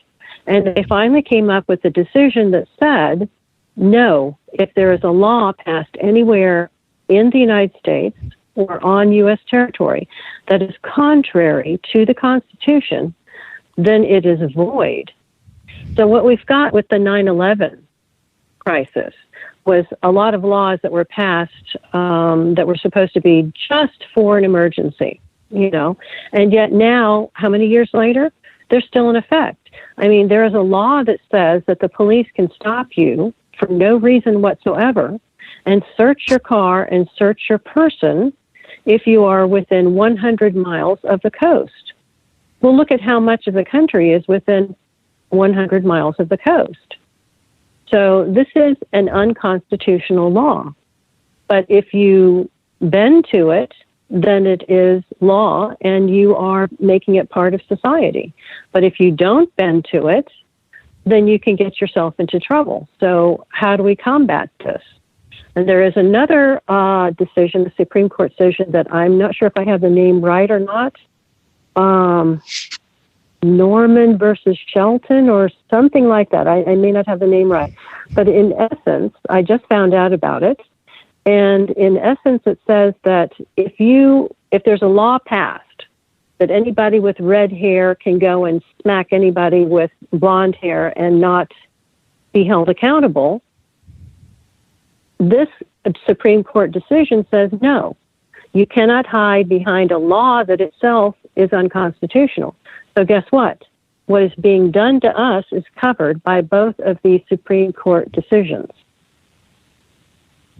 So they are not on good ground legally to be doing this to us, even though they say, oh, I'm just following the law. Well, guess what? They can be held responsible personally. You can sue them. Not only can you bring criminal charges, but you can sue them in civil court. Yeah, I see. So this gives me hope. This gives me hope. Yeah, me too. I really think so. So, let's go into some other opinions here. I'd like to hear your opinion on Donald Trump. Good or bad? I'm not judging, because I think that a person like him, who's not swayed easily by others' opinions, that's the kind of person who could probably make some changes. So, I have hope for him, but I'm just curious, what do you think he can do, and what is your belief about him as far as a president and being able to change things? Well, I will preface that by saying I am very conservative. I am not on board with rhinos or conservatives that basically don't have morals. All right. Right. I have two people who have been vehemently against Donald Trump.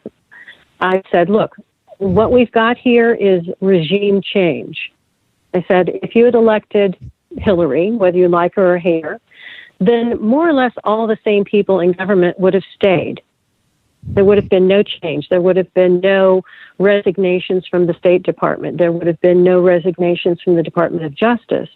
And the Department of Justice, along with the FBI, have not particularly proven to be our friends. They seem to be doing things that are against the Constitution. And so when you take a look at that, then they've got a culture inside those institutions that are not friendly to the Constitution. So with regime change of any kind, you have a change in personnel. And whether they're asked to resign or whether they just don't agree with the new person and resign, you still have openings. And then you're still going to fill those openings with new people who have an interest in making a name for themselves and for doing things right. Okay? You've got people who are going in who are idealists. With a regime change, they want to get in there and they want to make a difference, and they're more apt to listen to you. So people have said, oh, I've written letters for 10 years and nobody paid attention. And I tell them, yes, but those people are gone right to the new people. You don't know who's going to run with it. So whether you like him or hate him, regime change is opportunity until it proves itself not to be opportunity. So I'm asking people to go full out, do everything that you've done before and you got discouraged with, do it again.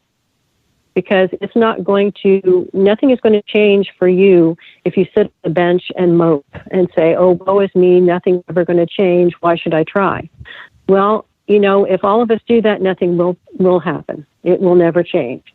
But I do encourage people, take this opportunity. Please take this opportunity. And for the people who are Christian, who say, I didn't like Trump, he's not what I wanted, I don't think he's going to do what we need him to do. Okay, go to the Bible and it tells you, pray for your leaders. And if they're not what they should be for you, then ask God to change them. That's good advice. Good advice. So one thing I've noticed already, he's stirring up the intelligence agencies, that's for sure. Yes.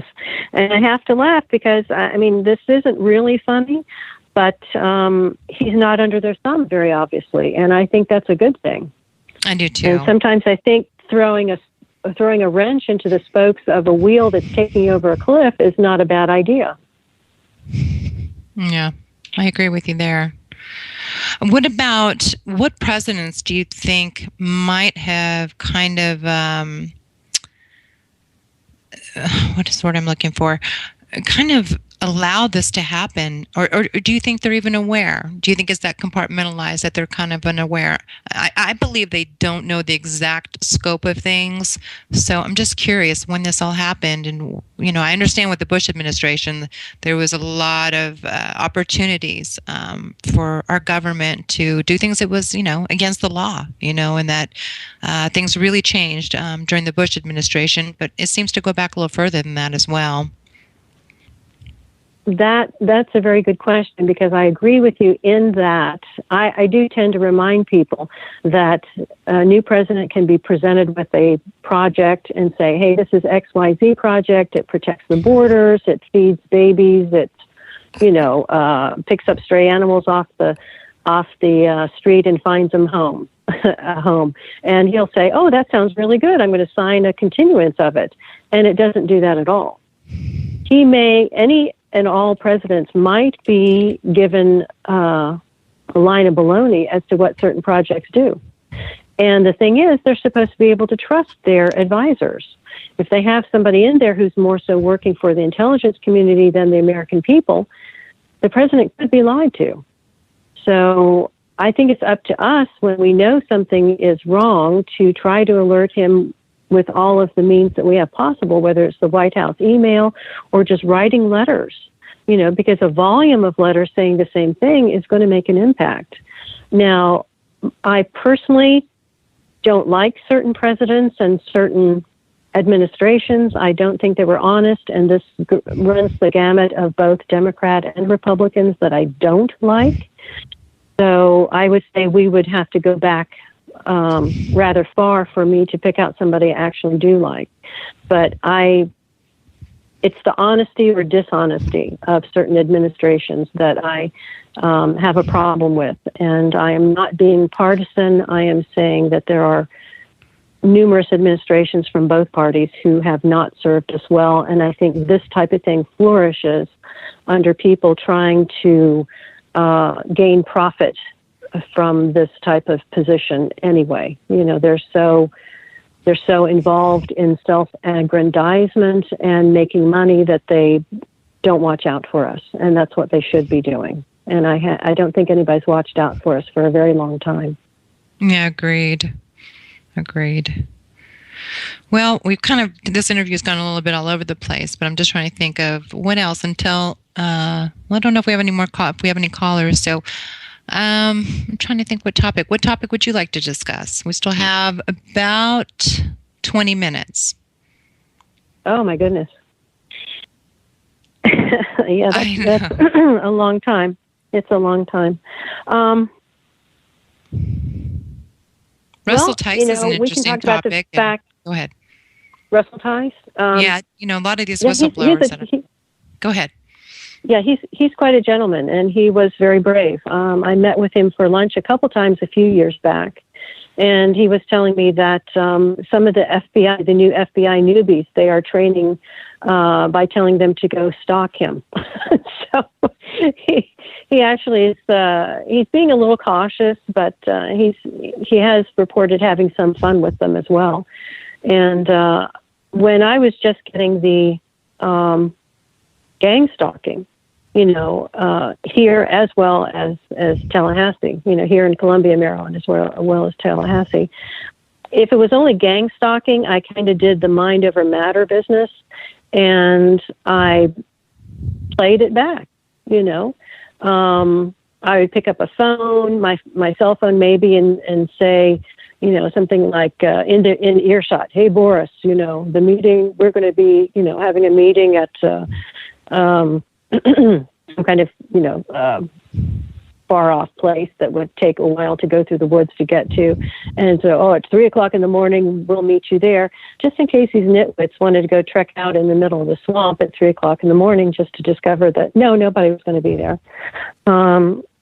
So I would do things like that and try to psych them right back.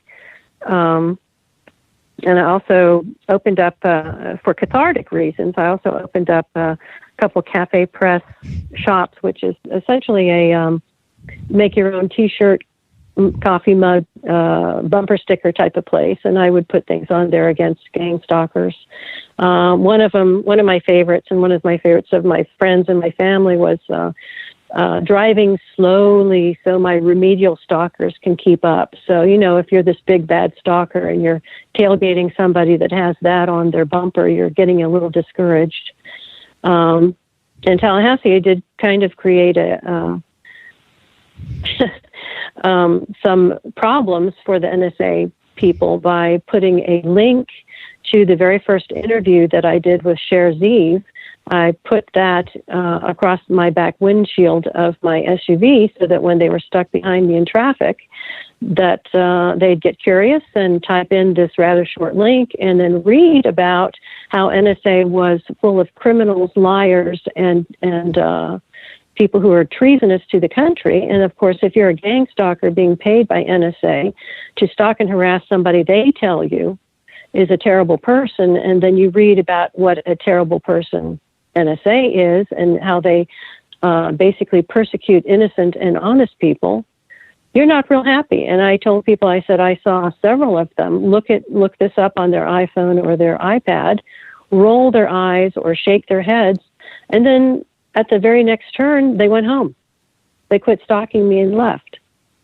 So, if you play it right, you can send reverberations through these people. Now, it became a little bit more difficult with directed energy weapons, but, you can psych these people right back if you care to.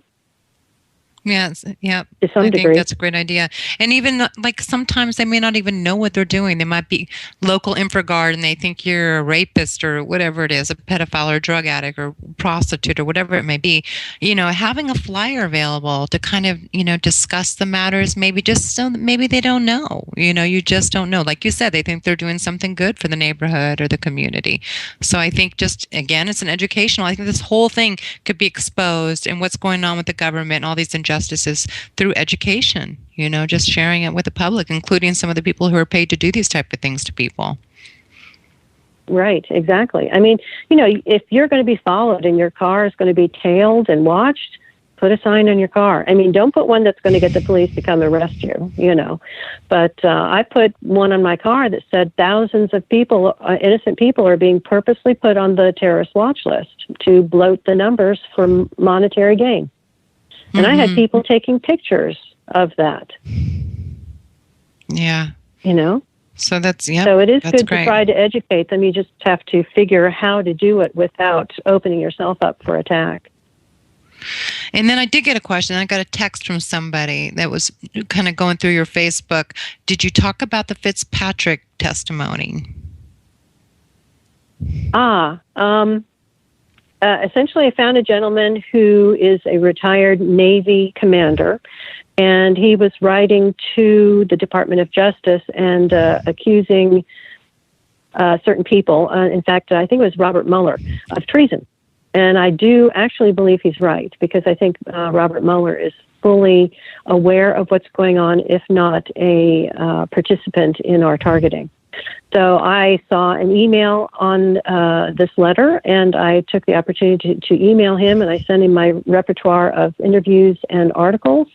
And he wrote back saying that he knew who I was and that he commended me for speaking up. Now, I have sent him yet another email, and we'll see what he responds. But he did in the email ask me, what can I do? And so I thought about it a while, and I have sent him another email. And I said, you probably have already spoken with people who are retired military. I said, but do try to spread the news about what is going on to your fellow countrymen, because, you guys basically took oaths to help against domestic enemies as well as foreign. And I had a couple other suggestions, and I said, if you have any comments or any additions, do please get back to me.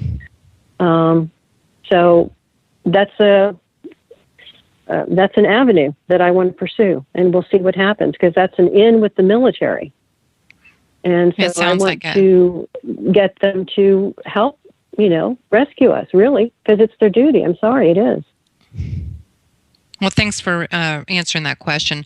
Thomas, I'm getting texts and I got an email that people are trying to call in and they're not getting through. So I'm not sure what's going on with the phone line. It's Skype. It's Skype problems. Oh, yeah, that's what they use for these shows. So, I guess someone here said they tried to call 4 times. Another person says can't get through. So, go ahead and text me, guys. I'm sorry about that. I don't have the chat room open. So, are you seeing the chat room, Thomas? Do you see any questions? Yeah, I'm in the chat room. You are? Okay. So then someone, let's see here.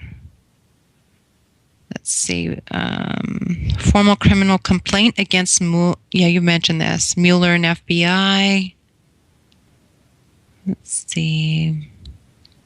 Yeah, those are the questions I got on this end. Okay, what about, I'll just come up with my own questions then.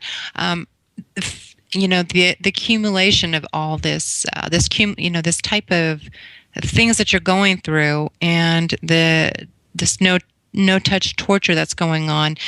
How is your cycle? Do you ever have moments where it's just really difficult to take, and it's got to be overwhelming? In my personal experiences, it gets really tough sometimes, and it does wear on you. And I guess that's the point of it. And then also, it's the second part of my question is, what about your health? Has this affected your physical health as well?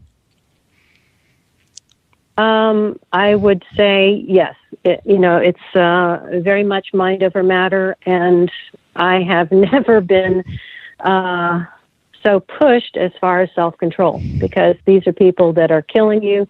They mean to kill you. And I have sarcastically remarked that, they might as well make commercials saying, kill your neighbor, get a big screen TV. Oh boy. Because this is a sociopathic insanity that these people are showing. They're showing that they could not care less that they're killing another human being. And some of these people I'm seeing bringing in big screen TVs or going and getting multiple shoes on a shopping spree, things like that. And I'm like, you're killing someone for shoes and a big screen TV. So that's very disappointing. And it's very much a shock to be prey in a society that's supposed to be civilization, but we're not. I mean, there is no civilization that acts like this. There is no predator-prey civilization.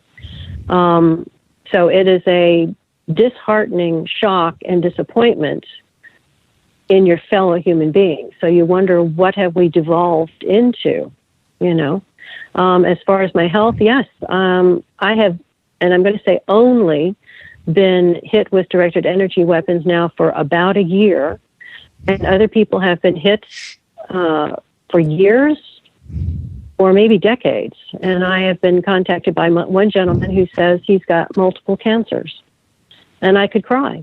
I mean, there are people who call me up and tell me what's going on, and I try very hard to be listening very carefully and keep from crying. I don't want them to know that I'm crying. I mean, sometimes my voice will start to shake, or I just have to get in control with myself because I don't want the person to hear it, because I don't want them to get more upset. I'm trying to give them compassion and a logical answer and suggestions, and I don't want to get emotional on them. But it does break my heart. I mean, you become one with humanity. You don't become this individual. You just become part of this group, and it's a group heart that's breaking. And I said, for the first time in my life, I kind of can imagine how God can love every single human being on the earth, because to me that was unfathomable. But I'm getting just a very light sliver of a taste as to how this could be possible. Because it drives home that we are our brother's keeper. We cannot sit by and let somebody be abused like this and not do anything. As far as my health, yeah, I've had significant changes in my health. I started being hit when I was 59 years old, and up until that point, if I was talking about my health, I would kind of joke and say that I'm disgustingly healthy. I come from two lines, my mother's line, my father's line, that are disgustingly healthy. We just don't die until our 80s or 90s, and some of the time we don't die unless we're just hit by a bus or something. So we go on forever. And so I kind of thought that I would have a significantly long life if I wasn't hit by a bus or something, but now I don't know. I really don't know. I've had heart problems, bleeding in the brain, and other things going on that are not slivers in the finger. So we will have to see. But it's not just me. I mean, how are these other people surviving? They've got significant health issues that they never would have had not somebody decided that we were their punching bags and that we were expendable properties of corporate America. So that's an obscenity that is hard to fathom in your soul and your emotions. It really is. Yeah, truly. Absolutely is. I got a question here about what articles and books can they read?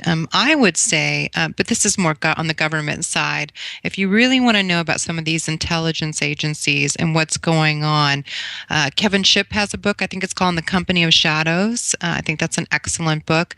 Then you have Snowden, the movie, which is easy to watch, and you can kind of educate people that something is definitely amiss in the government. And then a documentary which is also about Edward Snowden. And there are various books that are worth reading on this phenomenon of people being targeted by the government, and and I do believe also that there are rogue groups that are kind of taking on some of these same tactics. So there are good books out there. What do you suggest, Karen? Well, there are a lot of books that I know I've seen that I've said I've got to read that, but I haven't.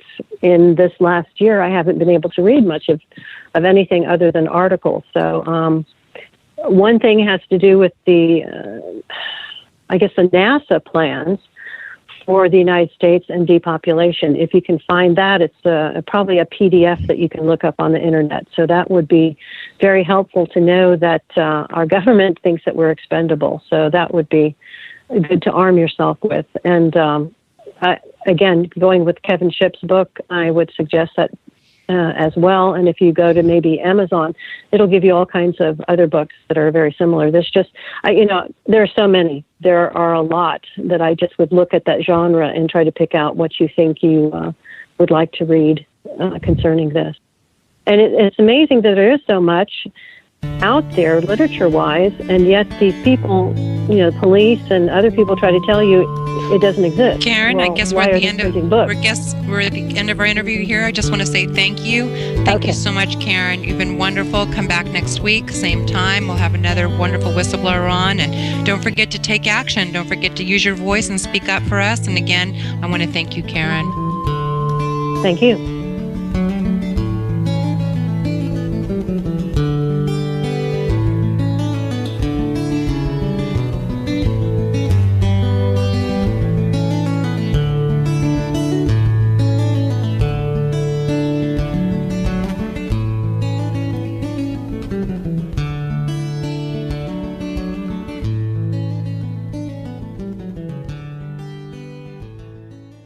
Got all the credit, and she got a promotion for it. So we knew things were not looking good for some of the management there. We were rather disappointed with the quality of person being pushed up into higher management. Yeah, I can see your concern. So maybe we'll fast forward a little bit. What else was the NSA revealing that maybe became bothersome and kind of made you question the integrity of this agency? Well, I kind of tripped into the really evil side of it by asking about the theft of my work credit and my promotion, which actually was apparently considered good enough to give the person they thought responsible for my work a double promotion. So it was at that point when I tried to ask the Inspector General to investigate the report of a promotion board member to me that my name had been removed and somebody else's name had been put, having done my work, and that person promoted. I asked the Inspector General to investigate whether that person was telling me the truth, had that really happened. Right. And that was when the beginning of the end of my career started. Now, other things that were starting to get to me was a kind of a campaign of we're going to have communication superiority, blah, blah, blah, blah. And it seemed to me over the top. It seemed almost exclusive, like they wanted to pound other people into the ground. And now, France, Germany, Russia, everybody listens to everybody. Unless you're an island somewhere where you only have Dixie cups, everybody listens to everybody to gain advantage. Not only gain military advantage, but they gain advantage for their governments to know that, hey, this country is going to be having closer ties to that country, so anything you do to this country is going to affect the other one. And so it'll give you an advantage to know how to deal with people diplomatically. And some of what was a little uncomfortable was getting advantage for our corporations and companies over others with this type of intercept. I didn't feel like that was necessarily national security. I felt a little bit more like that was just plain cheating. So that was a little uncomfortable. And I preferred staying in the military arena than that. Yeah, I can see that. That would seem a little bothersome. So I guess now we'll fast forward a little bit to the point in when you decided to make these disclosures and try to report what was going on at the NSA. Who did you report to? Well, there's a law called the No Fear Act, and it says that anybody who has any type of concern is perfectly able to take it to either the Equal Employment Opportunity office in that federal agency or to the Inspector General, and that it is perfectly legit, that you go through channels, that you have every right to do so as a federal employee. And in fact, at times you have a duty to do so, depending on what it is that you're reporting. So the first thing that I did was actually gather up the evidence and try to ask the Inspector General, who at the time in 2006 or so was George Ellard. I approached his office and told them what had happened, asked them to please investigate and see if my impressions were correct. Was I being told correctly that my work was stolen and used to promote somebody else entirely?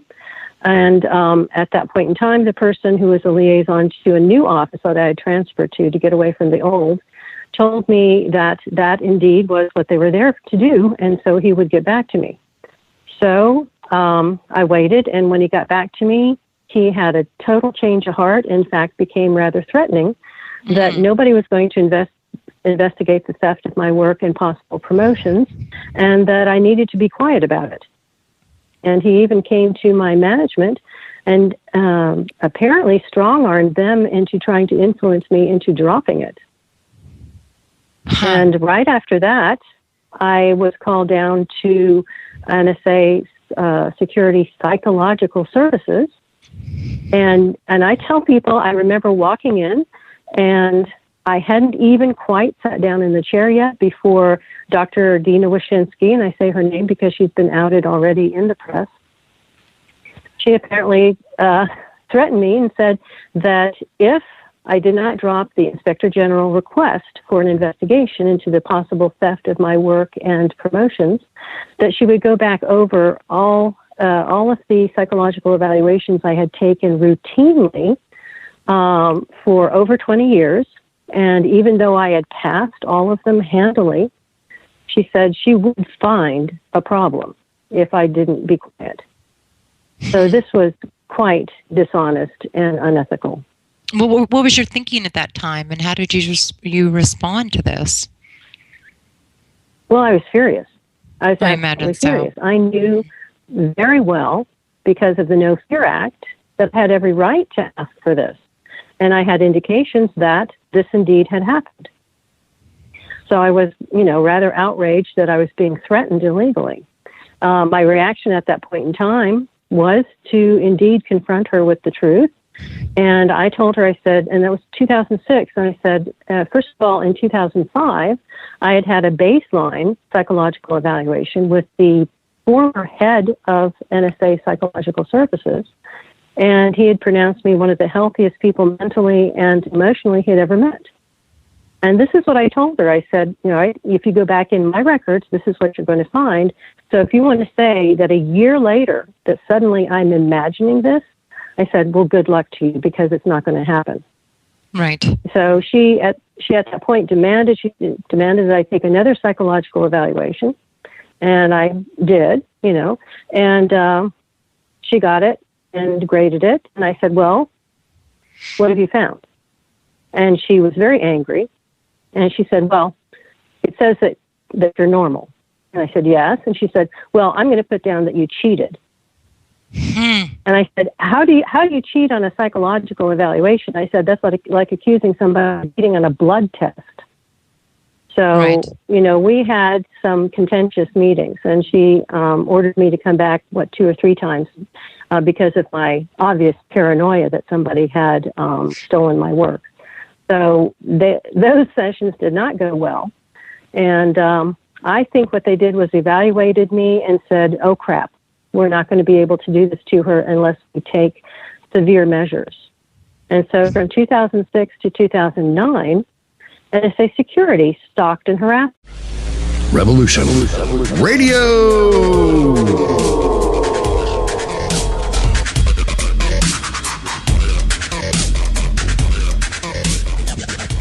The opinions expressed on this radio station, its programs, and its website by the hosts, guests, and call-in listeners or chatters are solely the opinions of the original source who expressed them. They do not necessarily represent the opinions of Revolution Radio and FreedomSlips.com, its staff, or affiliates. You're listening to Revolution Radio, FreedomSlips.com, 100% listener-supported radio, and now we return you to your host.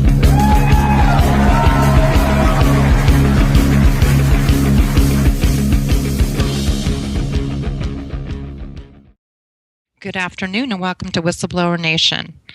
My name is Ella Free, and this is our second podcast of Whistleblower Nation, and I couldn't be more grateful to be working with such an incredible group of people here at Revolution Radio. Everyone has been very warm and inviting and helpful to me, but please bear with me through any technical glitches, as we've already experienced, and hiccups that may occur today. And I want to say thank you, Thomas, for producing the show today. So I guess what I want to do is talk about the meaning of the word whistleblower. In a country where speaking the truth is sometimes regarded as treason, I have the utmost respect for people who stand up to injustice. A whistleblower is a person who makes public disclosures of wrongdoing, corruption, and crime. The courageous people who do so often suffer retaliatory action because of their disclosures. Well, this show is dedicated to all you courageous whistleblowers out there who step up to expose injustices when and where other relevant government agencies and social institutions fail to do so. My main goal is to provide a platform for whistleblowers to share their disclosures and tell their stories. I also want to celebrate the heroism of unsung whistleblowers to kind of help you encourage more and more people to come engage in this important civic duty, because shining light on wrongdoing wherever it occurs plays an important role in keeping society peaceful, free, and just. So that right there is the purpose of the show. And today we have NSA whistleblower Karen Stewart on the show. Before we get started, I'm going to tell you a little bit about Karen Stewart. She was born in the late 50s to an Air Force officer and his wife. She lived all over the country and in Germany during her father's career. She had a strong interest in foreign languages and art, so she got the equivalent of a double major at FSU in German and Fine Art. When she graduated college, she applied to the National Security Agency to work as a linguist. And what she did was basically translate and report foreign material of interest to the government. And after a stringent background check, she was hired in 1982 by NSA. During this time, she lived in Maryland with her husband, and she worked at the NSA until 2010, when she was railroaded out of NSA just 2 years before she could retire with her pension, because she had dared ask the Inspector General to investigate a matter involving work credit and promotion theft. She moved to Florida in 2011 to get away and wait for the lawsuit, an appeal to forbidden retaliatory firing, to be adjuncted by the Judge Lawrence Gallagher at the Equal Employment Opportunity Commission in Baltimore. After all of this, you became a target of the country, and that's after so many years of working for the country itself. And I just want to say I'm lucky enough to call this courageous woman my friend. Thank you, Karen, for agreeing to come on the show. And I guess I wanted to ask you really quickly, how many years did you work for the NSA? Well, it was just a little bit over 28 years. Okay, that's a long time to be all of a sudden be It is. Considered a terrorist in your own country. So I guess one of the things I wanted to do with you, Karen, is talk a little bit about the history of the NSA to people who are not familiar with how they work, and just a little history to kind of educate the listeners on this. Okay, well, let's see. I would say that I graduated from Florida State. I was sitting there thinking, what am I going to do with a German degree and an art degree? The animation studios were cutting down on what they were doing due to downturn in the economics of the country. And so I started looking at the foreign language aspect. And an uncle who was still in the Air Force suggested that I try applying to the National Security Agency. Now, at that point in time, 1982 or so, people really didn't even know it existed. And they liked it that way. They would nickname themselves the No Such Agency because they really discouraged people from talking about their existence and anything about them, actually. So I will say that they came out of an effort by the Army and the Navy from World War I to intercept communication intelligence, which is called comment. Now, during World War I, the military was starting to intercept radio transmissions because that's when radios came into being as an effective tool of the military. And from there, you split into the Army and the Navy conducting intercept of radio frequencies, and that went into comment, and then it went into also intercepting electrical signals, which is non-communications, and those two things combined to be called signals intelligence, which is SIGINT. And so eventually, through all of these machinations between Army, Navy, State Department, the NSA came about in about 1952.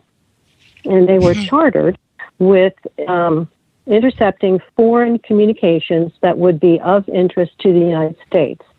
And they also were told that they were not ever, under any circumstances, to intercept anything having to do with an American, nor even a foreigner on American soil. So if you had, let's say, person of interest 1 who was in Europe talking to person of interest 2, and they both were foreign, that was fine. You could intercept their phone calls or anything else that you wanted. But if you had a person of interest who was a foreigner, and he ended up talking to an American in Europe, then you had to get rid of everything that the American said. You could not listen to him or her.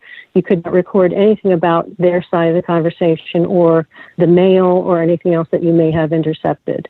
So it was very strict. And they also said that if that foreigner who, let's say, was a known terrorist, even if that foreigner came, who might come to the United States, step one foot on American soil, NSA could no longer, by charter, listen to him or intercept anything that he was doing. So they had to turn that over to the FBI. They had to show the FBI that there was some interest in this person. But since he or she was on American soil, NSA did not have the charter, they did not have the ability or the legal right to listen or intercept anything having to do with those people on American soil. Right. So you can see, unfortunately, that seems to have changed. Yeah, and as we all know, Edward Snowden kind of brought these matters to light, and prior to that was Bill Binney. So do you want to give your opinions on any of that, on these whistleblowers that, you know, were courageous enough to come forward and share this information of these legal activities and these crimes against the Constitution, basically? Well, it looks like to me that the upper echelon of NSA was doing things that it shouldn't do merely because it thought of itself as the elite and above the law. Now, if a middle employee or lower employee did the same thing, they could go to prison. And one gentleman, I believe he was military, got into NSA and had a very immature attitude, and he, out of curiosity, tried to intercept some of his own emails and things like that to see if he could do it. Well, he ended up getting fired. And he got fired for intercepting communications of an American. And he said, well, but I'm the American, it's okay with me. And they said, no, it's the law, you're fired. So they were supposed to be very strict like that, but the upper echelons apparently were doing things that they knew they could get away with. And as far as Edward Snowden goes, or Bill Binney, I would let people know that federal law says that you cannot merely classify some type of activity in order to cover criminal activity. So both of these people basically were exposing criminal and unconstitutional and illegal activity. So I personally don't have a problem with either of them. Right. Okay, I agree. When you went on to, in the beginning of this, when you first started working for the NSA, what was your overall impression of them, of this agency? Well, at first, I actually was rather relieved to work there because everybody around me supposedly had gone through a very stringent background check, so I knew I wasn't working next to robbers, murderers, rapists, things like that. And you actually were, for the most part, able to leave your purse on your desk and not worry somebody was going to rifle through it when you were gone. So Right. I actually was very happy to be working with people of supposed high caliber integrity. And everything at the beginning seemed to reflect that indeed was the case. Now, the longer that I stayed there, the more problematic upper management started to seem. Things were going on where somebody was going to reward a friend, a crony, a girlfriend he shouldn't have at work because he was married Right. with other people's work. Or in fact, a friend of mine came up with a project, and she did all the footwork to it. It got started. It got great results. And just before the project ended and everybody was supposed to get awards and recognition, et cetera, she had her branch chief come to her and say that somebody above him had requested that since she did such a great job that she move over to another area and start another project. And she said, well, I'd rather do that after I complete the project. And they said, no, we want you to transfer now. And so she very reluctantly transferred over. And then when her project did end, a friend of the person who had her transferred had been put into her position, and she